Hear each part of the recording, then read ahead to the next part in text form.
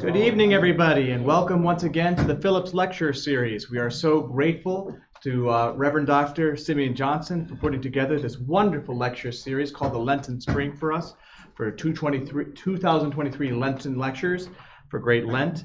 Today, Reverend Dr. Simeon Johnson will be our lecture today on the Lenten services. As you know, in addition to being a professor of North Park, the Reverend Doctor is very Reverend Doctor, he's in our command, right? Is also the Director of Religious Education for the metropolis of Chicago. And so he therefore spearheads the initiatives for both adult and youth education, as well as Sunday school education for our metropolis. He puts together the theologians of the metropolis of Chicago to put together the projects that our Metropolitan Nathaniel, uses for the edification of his flock. And so we are very, very grateful for the very Reverend Dr. Simeon Johnson for his service, for his love, and of course for the wisdom that he is about to impart.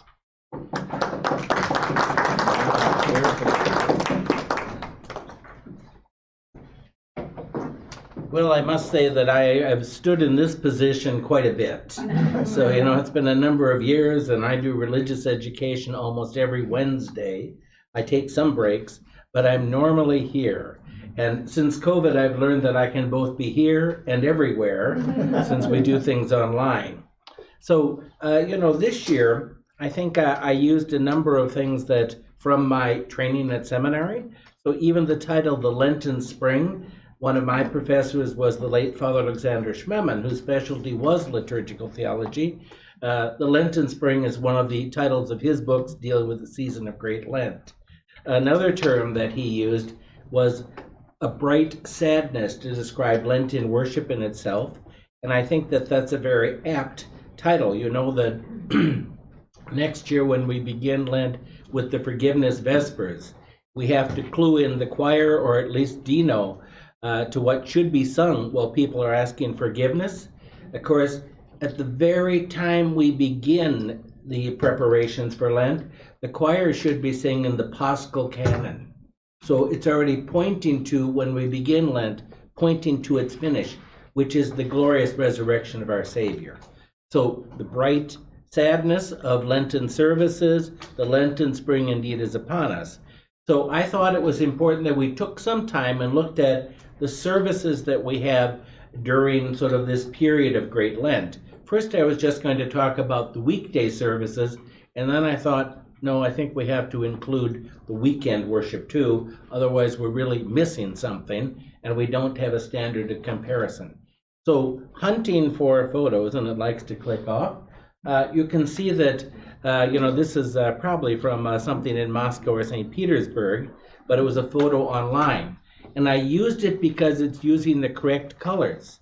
So purple indeed is the correct color for Lent.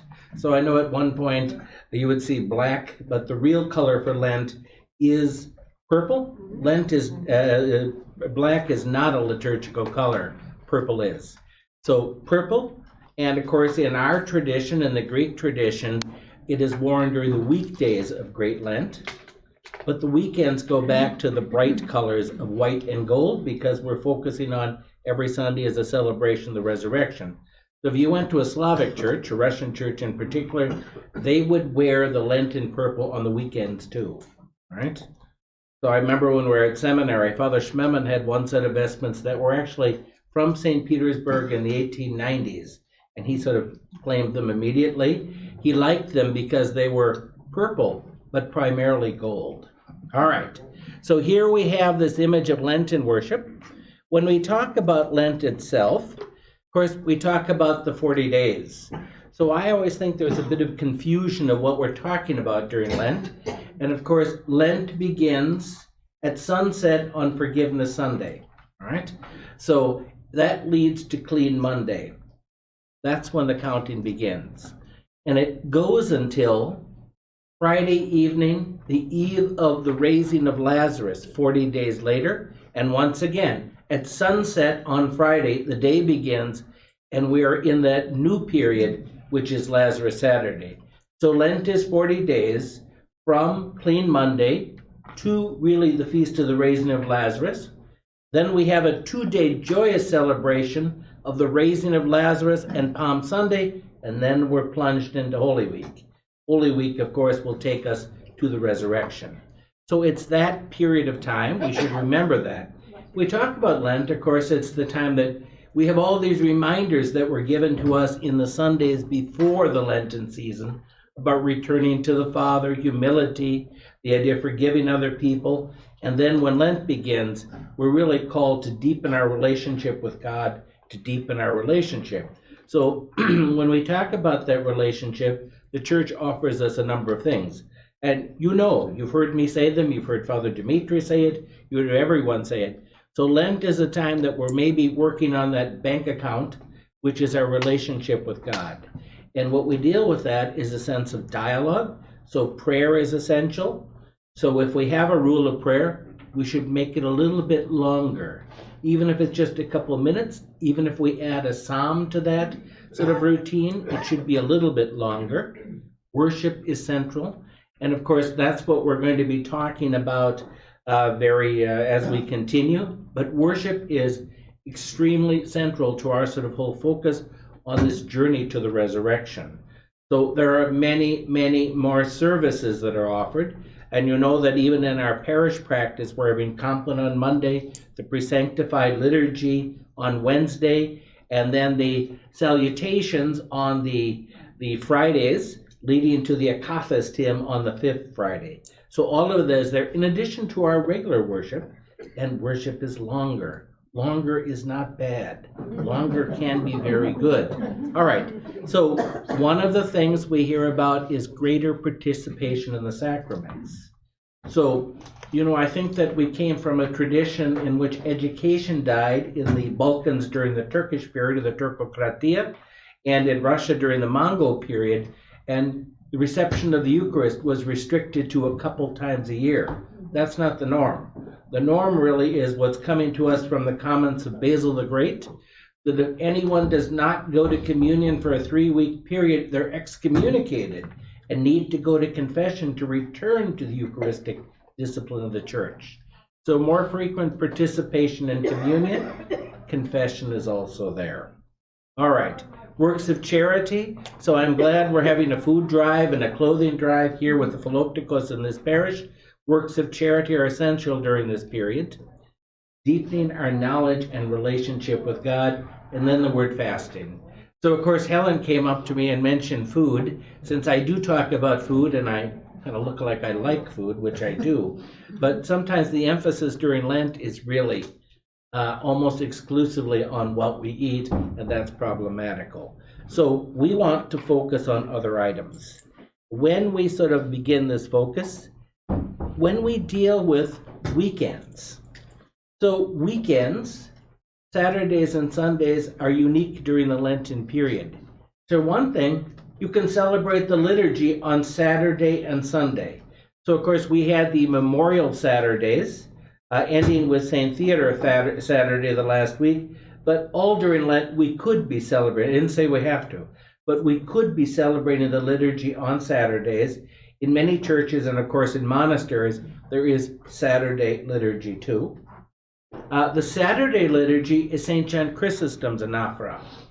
So what do I mean by the anaphora? That nice Greek word, anaphora.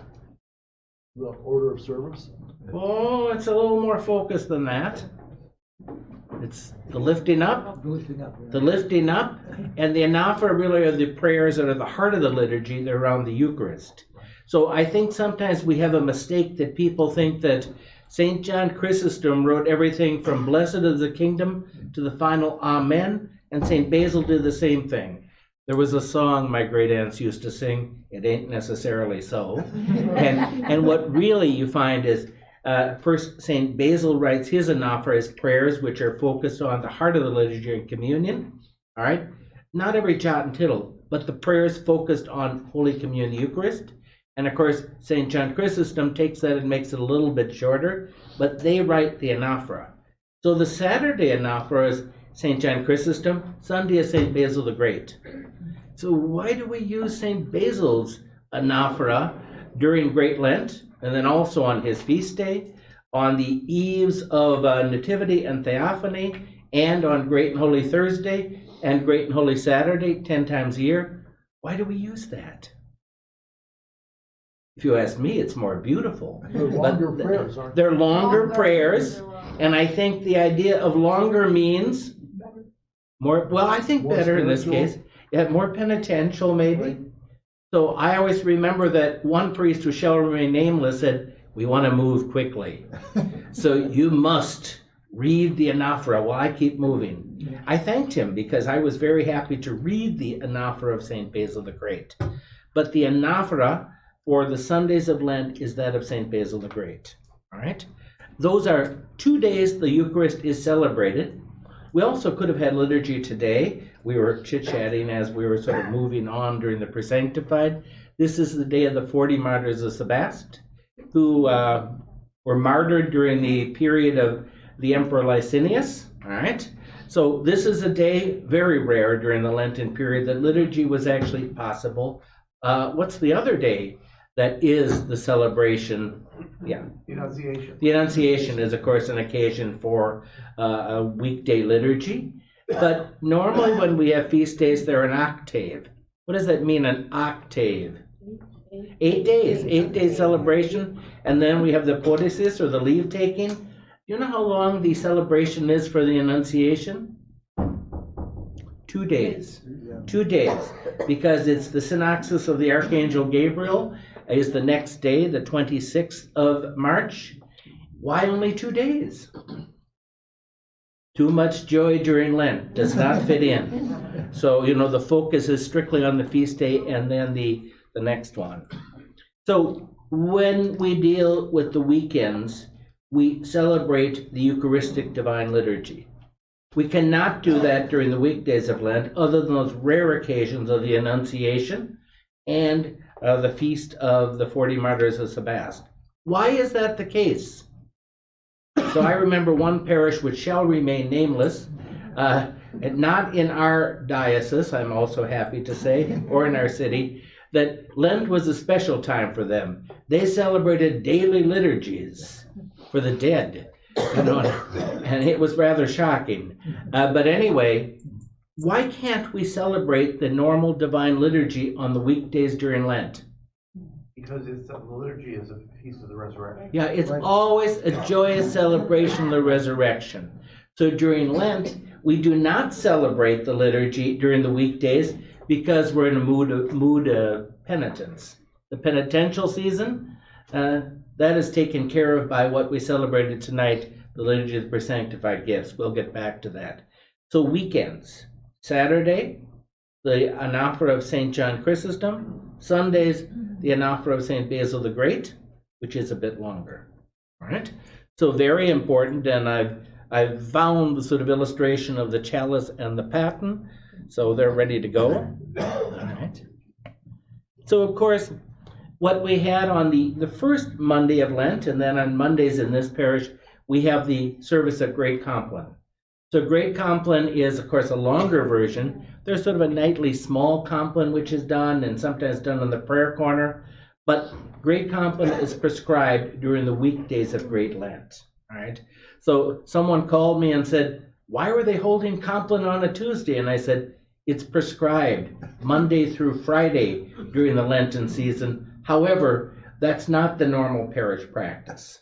So the parish practice is, if we're going to do compline, we do one, right? Otherwise we might have very small groups of people attending, but we do one. So when we talk about the origin of compline, it goes back to a familiar name, St. Basil the Great.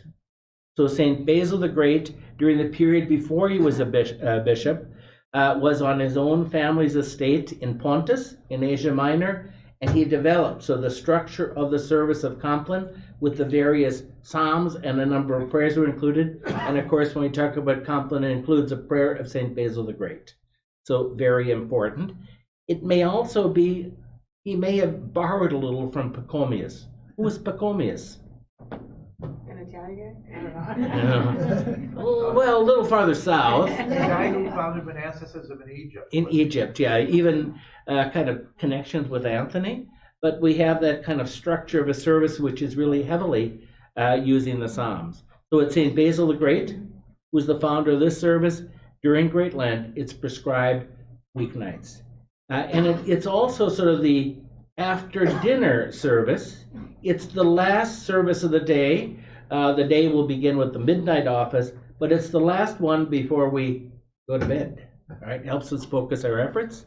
We know that last week you heard me sort of on a Monday sort of maybe being a little pushy, that we had to include a portion of the canon of St. Andrew of Crete in the service.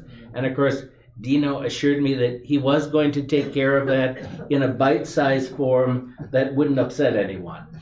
But the prescription is, or the rubrics say that during the first 4 nights of Great Lent, Great Compline should be served, and it should include the penitential canon of St. Andrew of Crete. All right? So we did that. I'm very happy we did that. All right. And what we have basically is, a penitential sort of office. Hymns.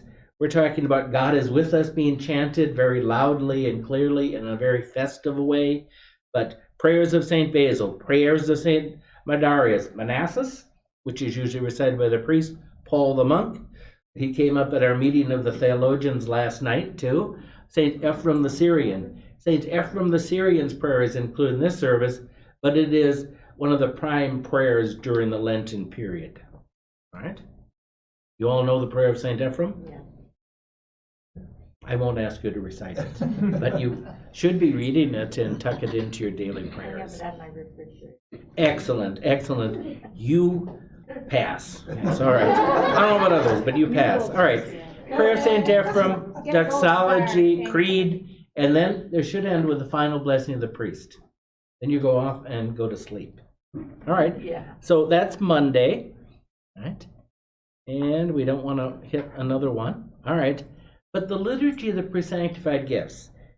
So this is one of my favorite services. I look forward to it all during sort of the year. I kind of anticipate and wait for Lent to begin because of the liturgy of the pre-sanctified gifts.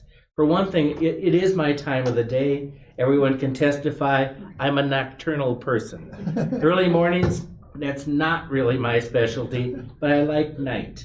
This is a night service. And having said that, I have to say that for hundreds of years, this service was done at the crack of dawn in many of our communities. And once again, during the Turkocratia, during the Mongol period, for one, it wasn't safe to be outside late at night. But secondly, education really came to a crashing end. We know of the secret schools in the Greek tradition. And when education resurfaces, we return to what is our norm. So this service is a special form of Vespers. It really is a special form of Vespers, and it fills in the need for the grace of Holy Communion during Lent. So when I've said we only celebrate the normal liturgy, the Eucharistic liturgy on Saturdays and Sundays, this service lets us maintain that discipline, but also receive the grace of God by receiving Holy Communion. So you see it. I think it's been pointed out here for the last 2 weeks that during the liturgy, we consecrate an extra lamb, which is when you bake prosopra, and I bet many of you have baked prosopra. Particularly the central seal is with the cross and ICXCNIK, Jesus Christ conquers death. We consecrate an extra one. We tincture it with wine, with the blood of Christ, and it's reserved on the altar. So it's a reserved Eucharist, and it is used during the celebration of the pre-sanctified liturgy. So it's an extra lamb, it's there. We can't celebrate the normal divine liturgy because it would be a celebration of the resurrection. But what do we have? We need the grace of God that we receive through communion, the height of the sacraments, and this is how it's given to us during the pre-sanctified liturgy on the weekdays of Lent. All right. So that's very important. So we know that, what do we have? In the tradition it says, this is the modern practice. It says that the pre-sanctified liturgy should be served in the evenings on Wednesday and Friday. The 5th week of Lent, before we enter Holy Week, it should be Wednesday, Thursday, and Friday. It should also be done in the mornings of Holy Monday, Tuesday, and Wednesday. It's an evening service. Why is it done in the morning during Holy Week? Because we have different services in there. Yeah. Explain what you did, which is he gave you the good signal. Yes, the day and night are flipped around because, of course, the resurrection occurs when? The night brighter than any day, all right? So then it's celebrated in the morning. It's seldom served. I remember years ago when I was at St. George, Father Vias would say, we must for to do the one on Monday. It is last one of year. Okay, all right, so that was the notion. All right, there's always must for to. All right, and I have a stained glass window here. Who's portrayed in the stained glass window? Is it a normal sort of icon? No, it's not. Who is this? St. Gregory? St. Gregory the Great, all right, who's a pope in the 7th century. We normally call him St. Gregory the Ageless, and sometimes people ascribe, well, sometimes they credit Gregory with writing the Liturgy of the Presanctified Gifts. That's not correct. He witnessed it during the time he was the papal representative in Constantinople. And of course, we can see that he's the Pope from 590 to 608. So this is really in the final years of the 6th century. He was the Roman ambassador to Constantinople. And of course, he went to churches. And every night in the churches in Constantinople, the Liturgy of the Presanctified Gifts was celebrated. Every night. All right. So, and here's the canon, from the Quintisect Council of 692, on all of the days of the Holy Fast of Great Lent, except on the Sabbath, which is Saturday, the Lord's Day, and the Day of the Annunciation, the Liturgy of the Presanctified Gifts is to be served. So that's at the very end of the 7th century. But if we look at the service of Presanctified Liturgy, it really divides neatly into 2 portions. So it's a solemn form of Vespers, all right? And the Vespers have readings in it. So we began with an account of creation last week, because what's the focus of Lent? We're looking at creation, the fall, and redemption, leading to the crucifixion and resurrection of Christ. So it's that teaching. 2 teachings, and one from the wisdom literature. So if we were back in the 7th century or earlier, or the 8th century, what would have happened is that after those Old Testamental readings were done, it would stop. The bishop or priest that was presiding would go out and teach.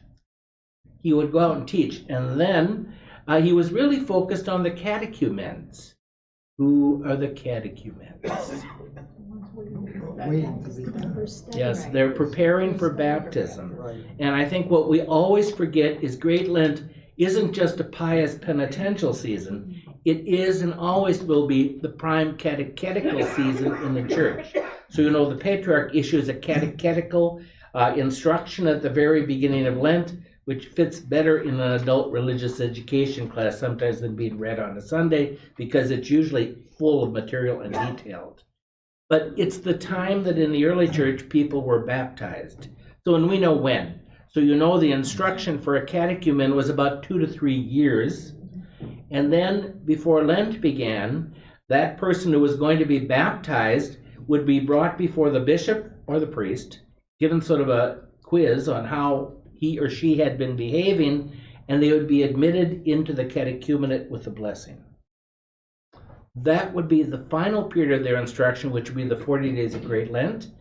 And we're going to hear, 2 weeks from tonight, we're going to add a special litany to when praying for the catechumens.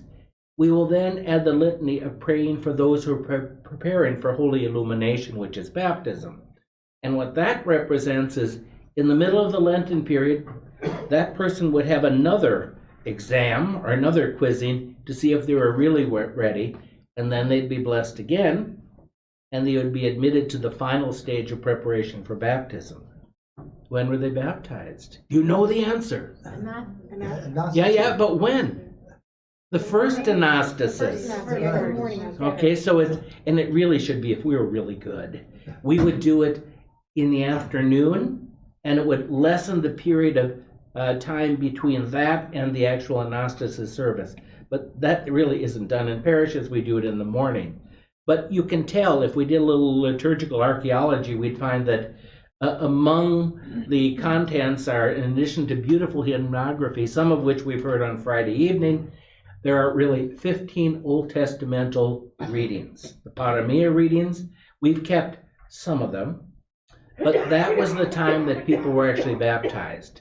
And we know the order recorded by Hippolytus from Rome, and the order was first children were baptized, then women were baptized with the assistance of deaconesses, and men after that with the assistance of deacons. Why were they so particular? What were you wearing when you were baptized? Not a cloth. Just like a baby. You were wearing nothing, and then you were clothed in the baptismal garment, which you'd wear for 8 days. All right, so we know this is the final period of preparation. So the first part of the pre-sanctified liturgy is a time of instruction, and we can still see it by the readings that are there and some of the hymnography. That was designed for the catechumens, and normally after that, the catechumens were dismissed because they couldn't stay for the reception of communion. And then, once we get to the midpoint of Lent, we have some that stay a bit longer, those who are preparing for illumination, and then they're dismissed. And then we move on to the Eucharist. So you notice that, first of all, the church is normally dark by candlelight. We do it the best we can. We want to be able to see, to read, and to sort of do what we need to do. But what's brought out is not bread and wine. What's brought out is the body and blood of Christ. So the reaction is that if one can kneel, I know it isn't easy for all of us, if one can kneel, normally one kneels when the chalice and the discus are brought out, because as the prayer before the entrance says, Christ is entering, his holy body and blood are being brought into the church and placed on the altar. So the second part really is for the faithful, and then they can go to communion. I have a question for you. If we were back in the 6th, 7th, 8th, 9th centuries, how many times should you go to communion in a week? And what does that mean? Wednesday and Friday? No. Every day back then. Every day. It was 7 days a week. Every day. And we've kind of lost our Eucharistic focus. Hopefully we're regaining it. But the stress was, it was a preparatory period for those being prepared for baptism, and for the faithful was a time to grow in the grace of God, and the primary means to grow in the grace of God is the sacraments, and the heart of the sacraments are Eucharist. All right, so very, very important. And of course that's the window from a Roman Catholic Church of Gregory the Great, definitely on our calendar. All right, and of course the last special service, which didn't open up yet, there it is the Akathist hymn. All right. So I remember one time I did a class on the Akathist hymn itself, and I was trying to pull it together. So, of course, nothing really descends in a final product and drops into the priest's hands. It's kind of a compilation which goes on. So we can talk about this service has its roots really in the Council of Ephesus. What's the Council of Ephesus? Everyone knows, right? It's the third ecumenical council. What's the focus? Theotokos. The term the Theotokos. Okay, because what we had Nestorius, who wouldn't use the term Theotokos, he would only call Mary the Anthropotokos, the mother of the humanity, or the Christotokos, and you're all too young. But the Yayas in Constantinople, I'm looking at, well, you're too young too. But anyway, so the notion was when Nestorius was patriarch, he refused to have the term Theotokos used. Can you imagine the reaction? Yeah, shock. It set off basically a civil war. And finally it was resolved by the Council of Ephesus, which said no. The Virgin Mary must be called Theotokos because from the very instant of conception, the child in Mary's womb was both God and man. Anything less than that, he loses his full humanity and divinity. So by using the term, we honor Mary, but we also testify that Christ has taken on human flesh to redeem us. So these type of hymns really become very important after the Council of Ephesus. Some think that St. Romanos the Melodist writes some of the hymnography. Who was St. Romanos the Melodist? Person who wrote most of the hymns. Yeah, and his famous one is the Kondakion for Christmas, the day the Virgin gives birth to the Transcendent One. All right. All the choir people know that. And I saw him in the icons in the procession that we did on Sunday. All right, so very important. We think that Tiparmachon, O Victorious Leader, was written by Patriarch Sergius. And yeah, it's kind of interesting. And the service was done on the walls of Constantinople in a procession from Hagia Sophia to the walls of Constantinople while the city was being attacked by the Avars, the ancestors of the people who live in that territory, which is Rus. All right, and they chanted the service, asked for the intercessions of the Theotokos, and the Avars turned and left. All right, so yes, it's very interesting. But it wasn't done on the Fridays, on even one Friday in Great Lent. It really was associated with other feast days, and it was ordered by Photius the Great, the marvelous patriarch and Saint Photius the Great, ordered that it be done on the 5th Saturday of Great Lent. That's Slavic practice to this day. They still do it once on the 5th Saturday Great Lent, and by anticipation they may bump it to Friday too. But Greek practice is, and it's been a centuries-old practice, that what is done is on the Fridays of Lent we chant in 4 sections, all right? So it's kind of a shorter version on the first 4 Fridays, and then the last Friday of Lent we do the Kathes hymn, which is a non-seated hymn, all right, in its fullness. But the notion here is, we're not saved as individuals. We fall as individuals. We're saved in the company of the saints. The primary person we're saved with and whose intercessions we need is the Virgin Mary. So we're not alone in this process. She's interceding with us, and the service is given to us during this time. So I would say that, just my sort of making comments and judgment, I would say that, at one point in our history, at least in this country, this only service that was really focused on was the service of salutations. Everything else was kind of swept aside and forgotten. If the presanctified was served, it would be served at the crack of dawn. We're hopefully, Formica, but we try, hopefully things are improving and we're sort of fulfilling our tradition. But I think that we have to keep in mind what a blessing we have in the variety of services we're given and this kind of exposure to the grace of God through worship and through the sacraments. So, do you have any questions? Yes, Stella. During the liturgy, you say catechumens depart, but we don't really expect them to do that anymore, do we? No, we don't, but I know a few parishes that do that, but I would say in the main jurisdictions of the Orthodox Church in America, that doesn't happen. But it's a historical reference. Any other questions? Yes.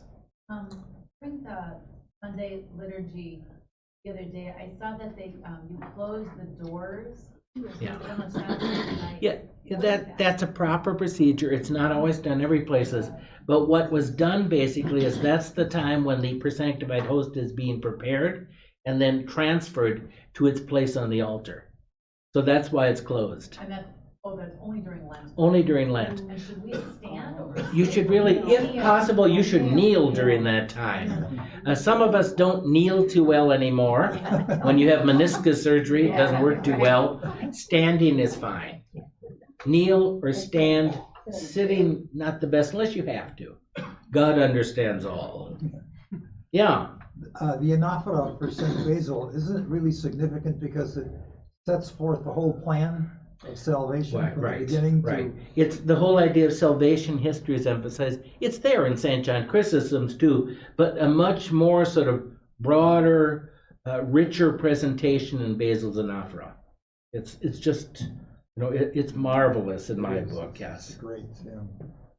Today, when are people baptized, adults? Well, what happens, if we were following our tradition correctly, all baptisms, the reception of the church would occur on Holy Saturday. What we normally do is, baptisms unfortunately are not on baptismal feast days. And the baptismal feast days are the Feast of the Resurrection, Pentecost, Theophany, and the Nativity. All right, those are the main ones. But that would be baptism in the context of a community or communal celebration. So usually they become family events.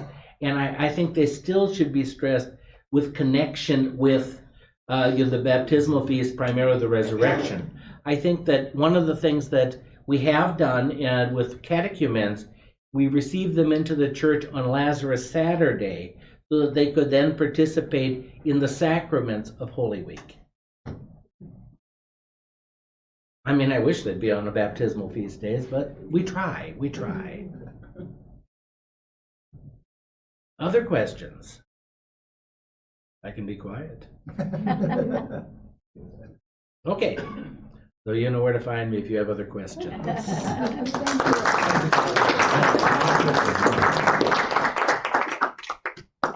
Once again, we want to thank the Phillips Lecture Series for sponsoring this wonderful series for us. We'd like to give a round of applause to Costa once again for a fantastic, wonderful speech for all of us. And of course, to all of you for coming to attend. I love that these Lenten lectures are growing, that they're becoming more and more populous.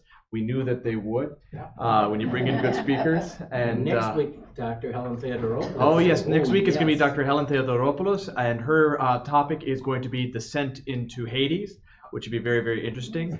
Father made a debut to the Lenten prayer of St. Ephrem. If you go onto our YouTube channel, Dr. Helen's Lenten lecture last year was on the Lenten prayer of St. Ephrem, and she gave a fantastic presentation.